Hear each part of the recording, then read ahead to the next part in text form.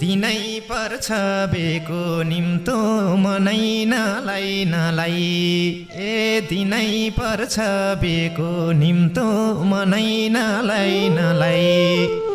तिम्रो शुभ खबर पनि